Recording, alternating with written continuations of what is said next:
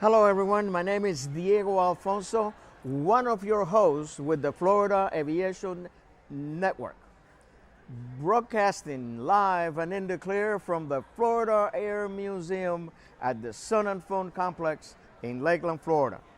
We're celebrating the 40th anniversary of the Sun & Fun Fly-In and Exposition. Today, our guest is Mr. Frank Klatt. Did I get that right? Correct. Frank, welcome to the show. Well, thank you. I tell you, I'm going to get into this right away because this just happens to be one of those, I'm a mechanic. We were talking before and I mentioned that to you. And anything that moves or make things move gets my attention. And I think that you have been privileged in your line of work to do so many things that have brought us so far out of our planet.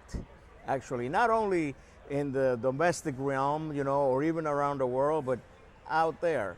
And what I would like to start this with is, I'd like to ask you a little bit of your background. Where did this dream come from? How do you get motivated to pursue the career that you so successfully accomplished? I started in the Boy Scouts of America. Believe it or not, I was in a program called the Air Scouts. It doesn't exist anymore, but it's part of the Senior Scout program. You do the merit badges and all that stuff. And I was in Milwaukee at the time.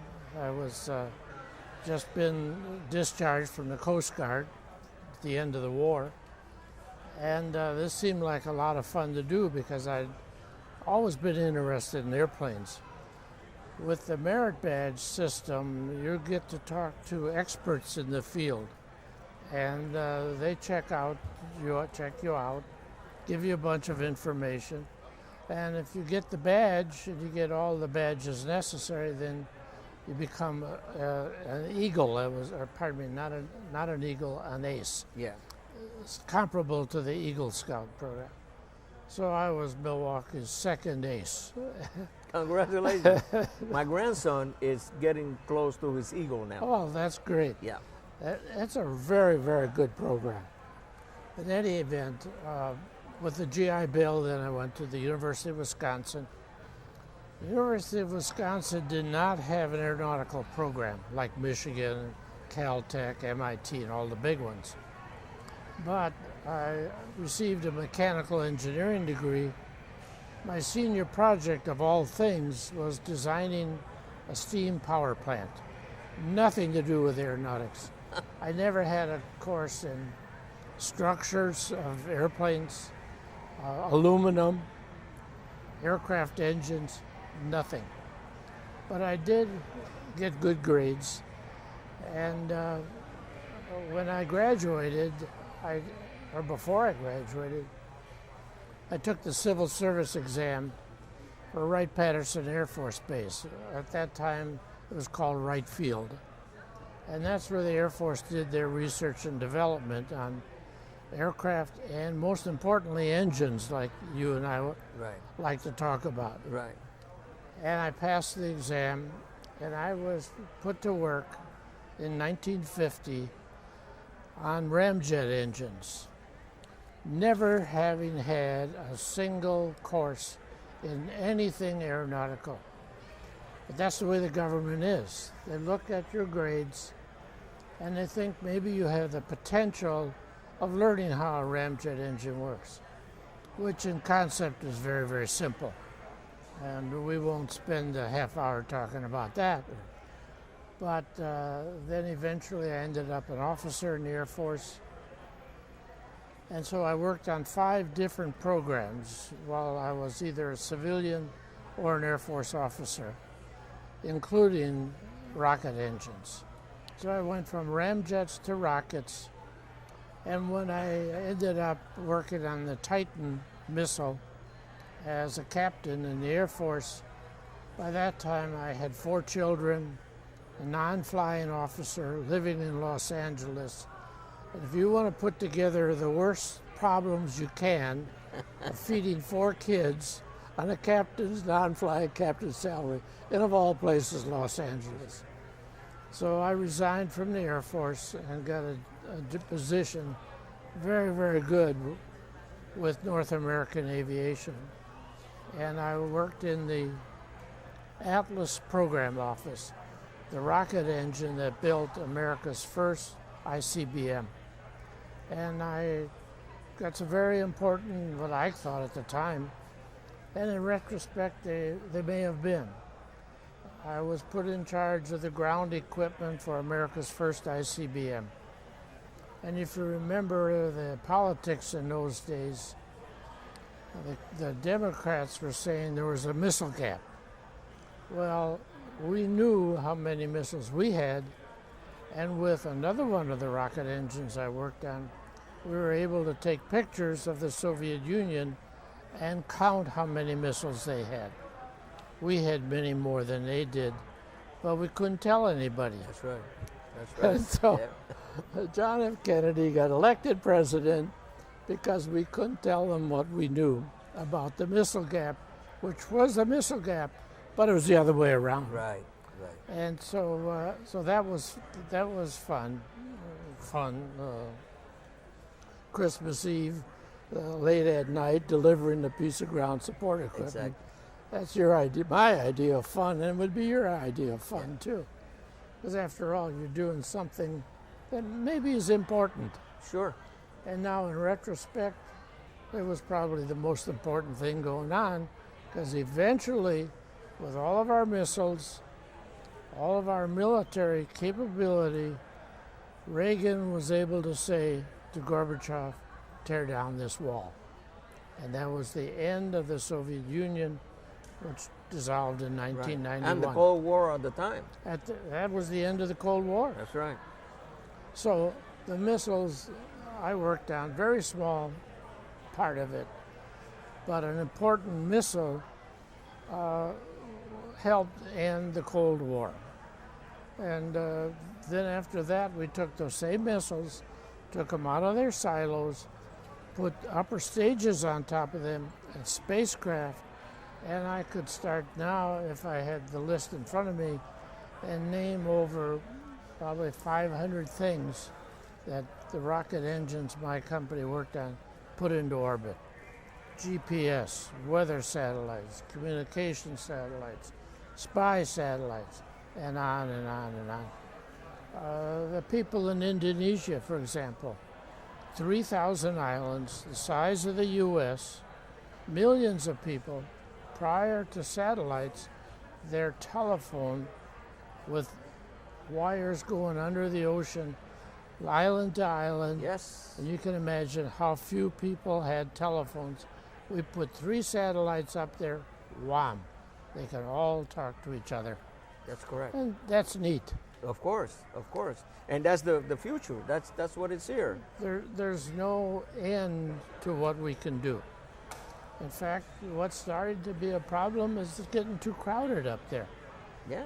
But that's another thing that we have in our displays when I start to talk about the one that I'm most interested in. We have an ion engine on display. Well, it's a hard mock-up of it, but not a real. And the ion engine is used to take satellites that are already in orbit, and if they start to move a little bit because the sun pushes, Right. move them a little bit out of position, from the ground they fire up those ion engines and put it back in position. And they can do that with 1 tank of propellant for 15 years. Wow. Because the engine is so efficient. And that's what we explain here. And That's it's unbelievable. Oh, I never knew that. I didn't even know that. Well, So I'm learning something. if we had time, we could talk about a lot more. But the other use of the ion engine, right now we have, it's not a satellite, it's a probe because it goes out to the edges of our solar system. And we launched it 5 years ago. It's been going on out, firing that ion engine every once in a while to go faster and faster and faster. And we've just gone around an asteroid at the edge of our solar system, taken pictures of that asteroid, fire up the ion engine again, and go to the other side of our solar system and find another asteroid and do that again. All started by the rocket engine, which I worked on. That's fun. Oh, that's got to be so rewarding and so fulfilling for you, because to be involved in a project like that, I mean, and it's just amazing. I mean, I was telling you before that I was so impressed when I was looking at my notes, and I was really looking forward to this interview because I already learned something. And I'm probably going to learn another thing before this is over. But I also see in my notes here that you work for Boeing company. What was your I don't want to see your job, but your position over there? What were you doing there? This is another funny story, which I didn't get a chance to tell you before. I'm a retiree of the Boeing company. Get all my pension, medical benefits for me and my wife, never having worked there. Here's what happened. Now I'm going to learn another thing. This is common throughout the aerospace industry. There's been a tremendous amount of conglomeration, putting stuff together. Okay. When I started to work for North American, after I started, Rockwell International got involved with us, and we changed the name to North American Rockwell. Then they dropped the North American part and it just became Rockwell. Eventually, in the late 1980s, early 1990s, Boeing bought all the aerospace divisions of Rockwell. Rocketdyne, Rockets, Space Shuttle Division, the B-1 Division, and a couple other things. And they also bought the retirement benefits. That was a $7 billion package. So Boeing thought, for $7 billion, we can handle all those retirees. They didn't realize we were going to live so long. So now they sold Rocketdyne, but to United Technologies, part of Pratt & Whitney. But they didn't sell the retirement benefits. They kept it. I see. And so all the people that came from North America and eventually Rockwell ended up at Boeing. Boeing kept the retirement benefits. I see. And the obligation, obviously, to pay for it. And then what happened is UTC sold Rocketdyne. So now Rocketdyne is now part of Aerojet. It's called Aerojet Rocketdyne. 1, 2, 3 moves, and I'm still paid by Boeing. By Boeing. So what an interesting kind. and what if you're going to set your life up for your say, I want to pick a company that has the best possibility of continuing retirement. How could you beat Boeing? Right. Now, I want to jump into your role here at the Florida Air Museum, and also what is it that you would like to bring to the Florida Air Museum? What would be, because I know we had talked before, and you're into education, you're into having people learn about things, and I believe you have some concepts that you would like to develop. And why don't you tell us a little bit about that? Well, thank you. That's excuse me. That's my favorite subject right now. The Florida Air Museum has a 40-year history, and it started out as part of the Experimental Aircraft Association, home-built small airplanes. And we had like 30 of them hanging in here and on the ground, on the floor. Plus we had a lot of engines that the government could get rid of, and even the private aircraft engines. And so they were on display, and they had what I would call fairly technical descriptions. You and I were talking about engines, bore, stroke, RPM, horsepower. Unless you're a mechanic? Well, we love that. Yeah, of course. The rest of the world doesn't. Exactly. It turns out. So what I thought of a couple of years ago, why don't we take those exhibits and describe what that thing was used for, and so that John Q. Public could read that and say, well, I don't know how the engine works, and I really don't care how the engine works. But that engine was used for something very, very significant. For example, we had a Rolls-Royce engine here, and I wrote it up that engine was used in the Spitfire. It was also used in a bunch of other airplanes, the Mustang, for example. That allowed the Mustangs, P-51s, to fly from England, escort bombers over Berlin during World War II, and then return safely because that engine was so efficient at high altitude. Hermann Goering is reported to have said, when he saw the Mustangs over Berlin, no one thought they could get that far. He said, we've just lost the war. Quote. Now, what the Spitfire did, though, in one instance, General Rommel this is right after the invasion, June 6th, was on an open road in his command car. He was told, that's not a good idea, that command car is a big thing. That's a lovely target. Exactly. For these guys flying around looking for anything to shoot up. Exactly. And that's what happened. The Spitfire with a Rolls-Royce engine shot up Rommel's command car. Killed a couple of officers in the back, wounded the driver off the road, and Rommel got hurt. He ended up in the hospital. Now what's going on, though, Hitler's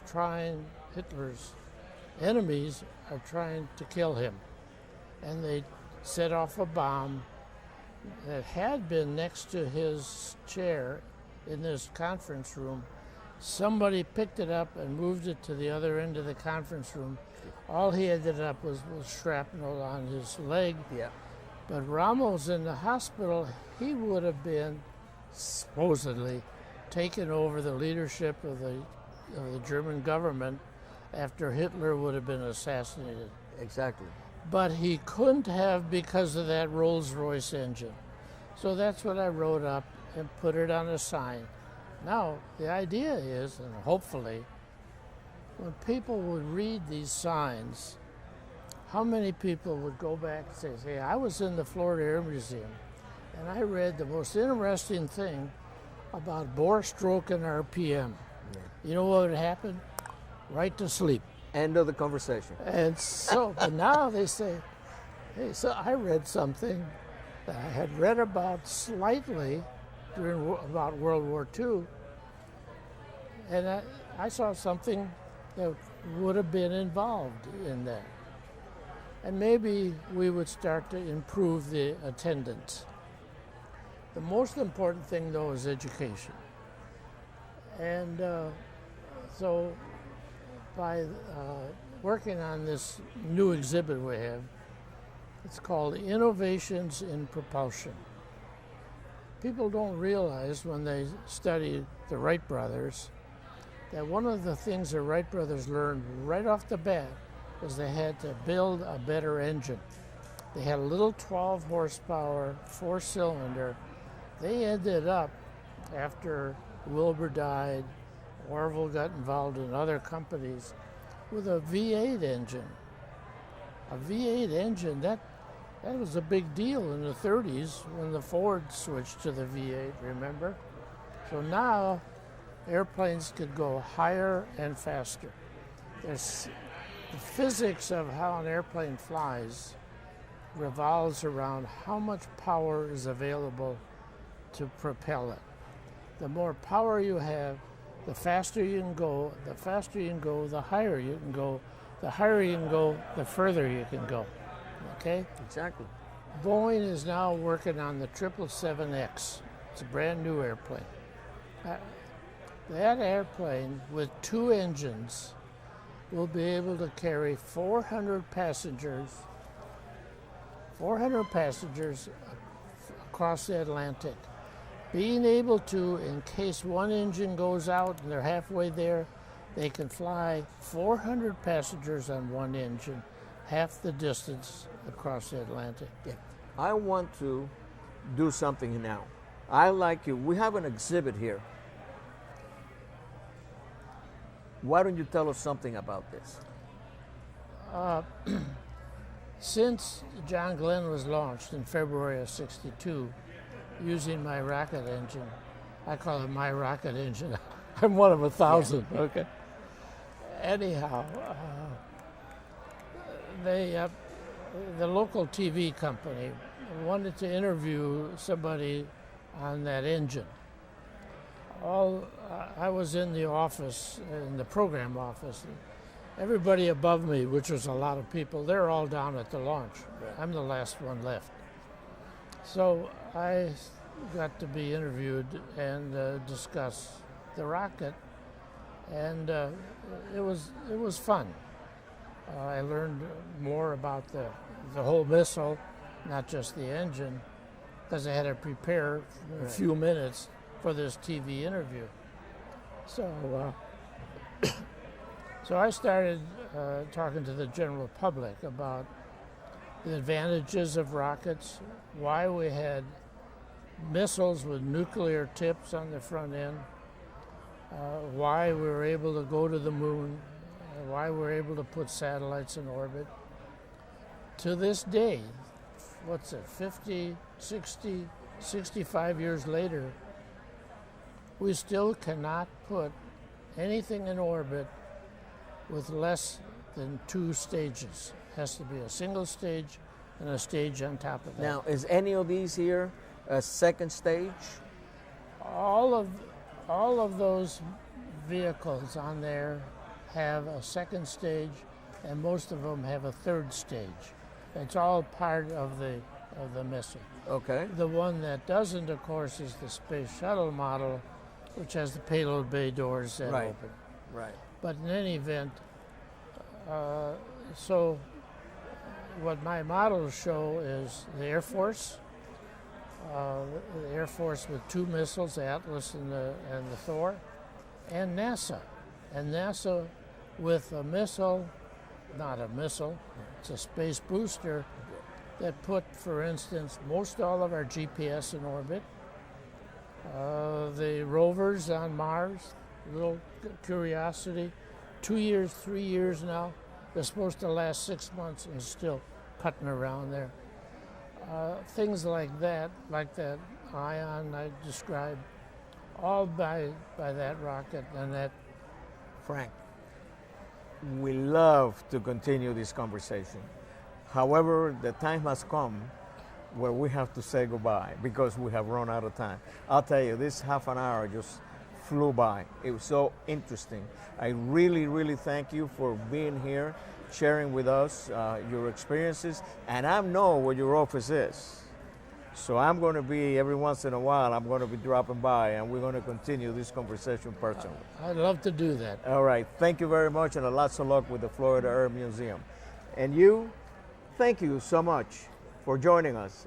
My name is Diego Alfonso with the Florida Aviation Network, and we will be back pretty soon.